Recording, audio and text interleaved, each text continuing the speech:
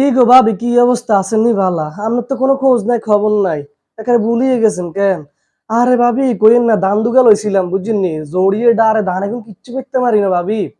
যাক, তারপরও আল্লাহর ঐক্য দুধ দিছে, ধান গুণ একখানা সিদ্ধ করছি। হ্যাঁ, এর গাছ কতুকে কাটছে, মাছ কতুকে ধরছে, এখন ঠিক করছি বুঝছিনি ভাবি। কত কষ্ট যে করছি ভাবি রে, কাজ করতে করতে আগল হয়ে গেছি। যাক, আল্লাহ আল্লাহ করে এই রোদের মধ্যে আমরা কাজ দিন শেষ করছি, যাক আল্লাহর কাছে শুক্রিয়া।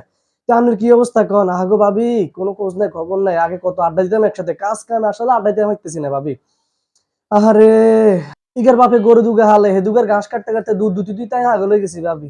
তা আপনার কি অবস্থা কন? ঘটনা কেন শুনছেননি? ওই কাজী ভাই রহিমের হলো আছে না, হিগা পেলে প্রেম করে বিয়ে করে লাইছি ভাবি। আরে লাইন রে, এই হচ্ছে অবস্থা বুঝছেননি। যাক, তো কি অবস্থা? আপনি তো হয়ে গেছেন।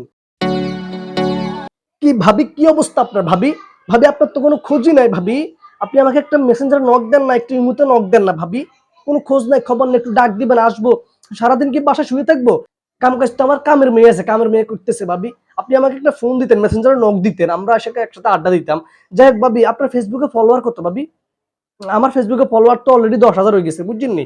তো আমি চাইতেছি কি জানেন ভাবি, আমি চাইতেছি যে একটা টিকটক আইডি খুলবো, হ্যাঁ টিকটক করবো, সময় তো কাটাইতে হইব নাকি। তো এখানে তো ইনকামও আছে।